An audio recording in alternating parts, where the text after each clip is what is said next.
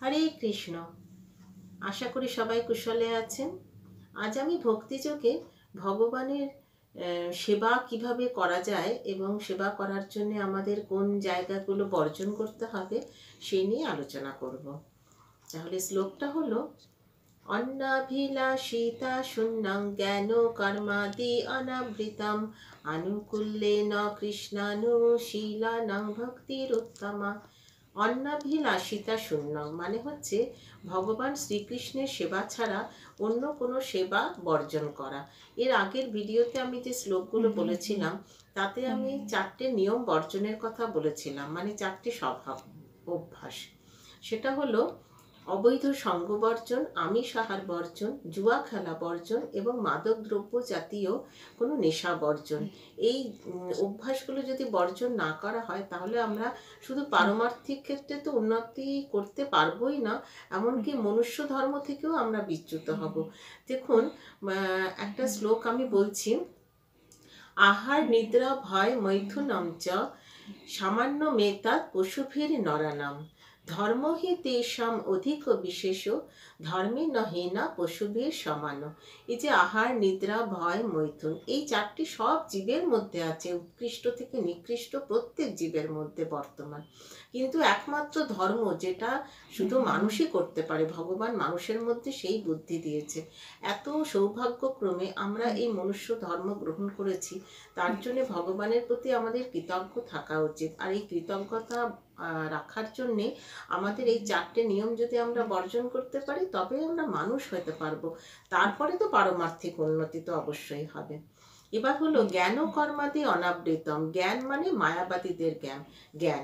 এই মায়াবাদীদের জ্ঞানের মধ্যে যদি আমরা আসক্ত হয়ে পড়ি তাহলে আমরা পারমার্থিক উন্নতি করতে পারবো না, এর থেকে উন্মুক্ত হতে হবে।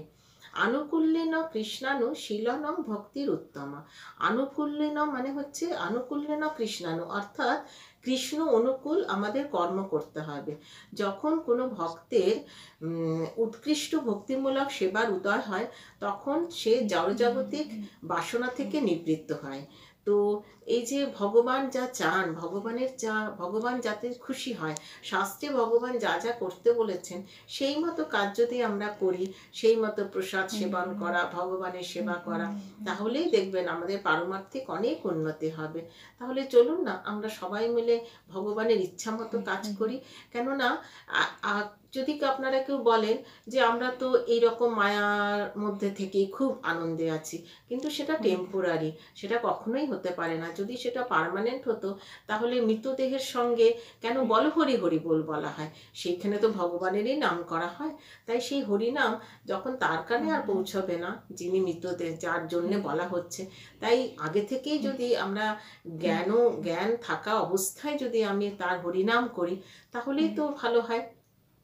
এই যে হরে কৃষ্ণ কৃষ্ণ কৃষ্ণ হরে হরে, হরে রাম রাম রাম হরে হরে, এই যে কীর্তন, এটা শুধু যারা যে করে তারাই যে চিত্ত শুদ্ধ হয় তাই নয়, যারা শ্রবণ করেন তাদের চিত্তও কিন্তু শুদ্ধ হয়।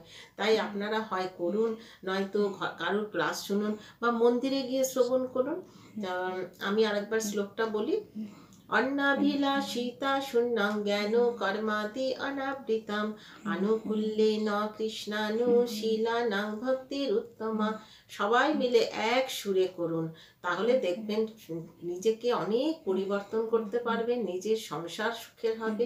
সংসার সুখের হলেই তো সমাজ সুখের হবে। তাহলে আজকের মতো আমি হরে কৃষ্ণ বলে বিদায় নিচ্ছি। পরের ভিডিওতে আবার নতুন ধরনের শ্লোক নিয়ে আবার আপনাদের সামনে উপস্থিত থাকব। আপনারা এতে যদি খুশি হয়ে থাকেন তাহলে লাইক আর সাবস্ক্রাইব করবেন। আর যদি কিছু বলার থাকে যে আমার মধ্যে কিছু ভুল হচ্ছে, কিছু সংশোধন করা উচিত, তাহলে সেটা কমেন্ট বক্সে জানাবেন। আমি খুব খুশি হব, আমি আরো নিজেকে উন্নত করতে পারবো। হরে কৃষ্ণ।